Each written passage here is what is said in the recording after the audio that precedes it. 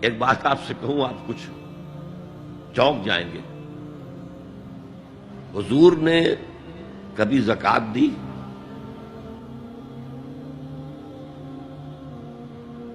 کبھی نصاب کے بقدر پیسہ آپ کے پاس جمع ہوا کہ آپ پر زکوٰۃ واجب ہوتی؟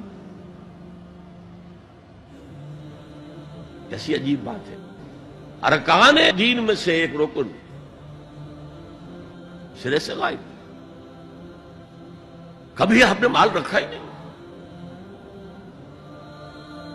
حضور کا اسوہ ہم جانتے ہیں، مسواک کر لی ہے، پانچے جو ہے ٹخنے سے اوپر کر لیے ہیں، یہ اسوہ ہے. ہاں ہے، یہ بھی ہے، ٹھیک ہے، سنت ہے. اسوہ تو یہ ہے. اور صرف آپ کا نہیں، جنہیں ہم کہتے فقراء صحابہ، ابو ہریرہ، ابو ذر، سلمان فارسی، علی رضی اللہ تعالی عنہم اجمعین، یہ فقراء صحابہ میں سے تھے. کبھی کچھ نہیں رکھا اپنے پاس. میں نے بتایا تھا آپ کو شاید کہ حضرت علی کی جب شادی ہو رہی تھی حضرت فاطمہ سے، کوئی مکان تھا ہی نہیں، کہاں لے کے جائیں. ایک انصاری نے ایک حجرہ دیا ہے اپنے مکان کا، اس میں حضرت فاطمہ ودا ہو گئی. He didn't have any home. ابو ذر وہ تو دوسری انتہا کو چلے گئے تھے. قانون یہی ہے، حلال سے کماؤ، اگر ایک حد سے آگے بڑھ جائے تو زکوٰۃ دے دو، باقی تمہارے اختیار میں ہے. دینا چاہو دو، نہ دینا چاہو رکھو اپنے پاس. قانون اس سے زیادہ آپ کو پابند نہیں کرے گا. کبھی بھی آپ نے جبر نہیں کیا، ایمرجنسی میں بھی جبر نہیں کیا. ایک واقعہ آتا ہے کہ حضور کو کئی وقت کا فاقہ تھا. تھوڑی دیر کے بعد حضرت ابو بکر آئے. آپ نے چہرے سے پہچان لیا کہ فاقے سے. پھر حضرت عمر آئے، پہچان لیا کہ فاقے سے. شاید حضور خود اپنے لیے نہ اٹھتے نہ جاتے، اپنے دونوں ساتھیوں کو لے کر ایک انصاری کے باغ میں پہنچ گئے. انصاری کی عید ہو گئی. فوراً لا کر اس نے کچھ کھجوریں، کچھ انگوروں کے گوشے رکھے. اس کے بعد وہ دوڑا چھری لے کر کسی جانور کو ذبح کرنے کے لیے. یہ ساری تفصیلیں میں کیا بتا رہا ہوں. مال یہ نہیں تھا کہ مدینے میں سبھی فاقے سے تھے، موجود تھے جن کے پاس مال تھا، لیکن جبراً آپ نے کسی سے کچھ نہیں لیا. جب وہ چھری لے کر چلا، فرمایا دیکھنا کسی دودھ والے جانور کو نہ ذبح کرنا. بہرحال کچھ دیر کے بعد وہ گوشت پکا کر لایا، روٹیاں رکھی. اس کے بعد حضور نے ایک روٹی پر چند بوٹیاں رکھ کر کہا یہ عائشہ کو دے آؤ، اسے بھی کئی وقت کا فاقہ ہے. اور پھر حضرت عمر کی طرف رخ کر کے کہا عمر یہ ہیں وہ نعمتیں جس کا حساب دینا پڑے گا اللہ کے ہاں.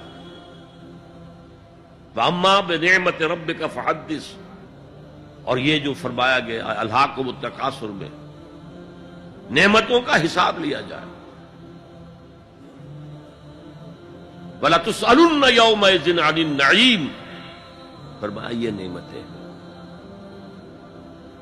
یہ ہے اصل میں انفاق کا معاملہ.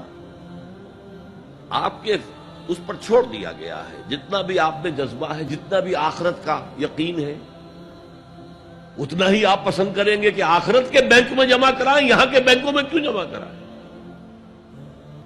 یہاں کتنا دے دیں گے آپ کو؟ 10%، 20%. وہاں 700% ملتا ہے. 700% نہیں، 7000، 700 گنا. Why to keep it in these banks? حضرت مسیح کا جو پہاڑی کا واس بہت مشہور ہے، سرمن آف دا ماؤنٹ. بڑے پیارے الفاظ ہیں. میں آپ سے اپنا تاثر عرض کیے بغیر نہیں رہ سکتا.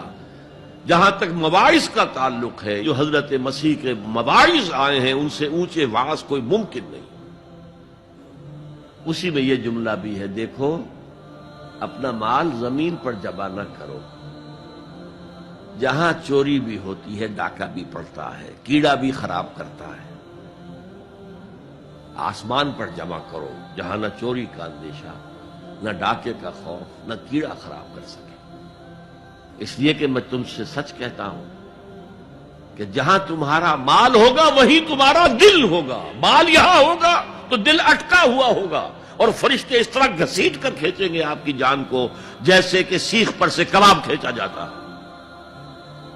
اور اگر دل وہاں لگا ہوا ہے جس کے لاکھوں کروڑوں ڈالر سوئس بینکس میں جمع ہے، اسے کہا جائے نکل جاؤ پاکستان سے، اسے کوئی تکلیف ہوگی؟ نکل جاؤ فلاں ملک سے، ملک بدل کرتے تمہیں کیا تکلیف؟ میرے بینک کے اندر پیسے ہیں۔ البتہ جس کا باہر کچھ نہ ہو اسے اگر یہ دی جائے سزا تو اس کی تو جان پر بن جائے گی۔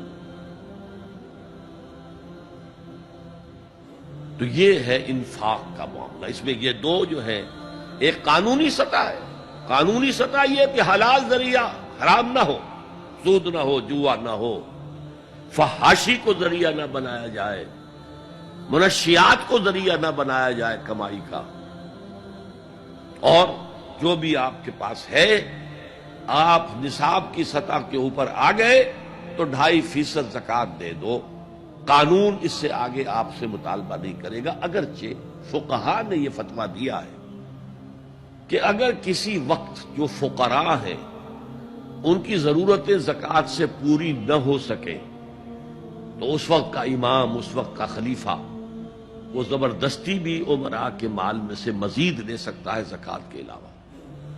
لیکن کمال یہ ہے محمد رسول اللہ صلی اللہ علیہ وسلم کا کہ نہایت جان اصل تحریک جو تھی، انقلابی تحریک، اس میں بھی کبھی آپ نے جبر سے کام نہیں لیا۔ دین کی بات پھیلانا صدقہ جاریہ ہے۔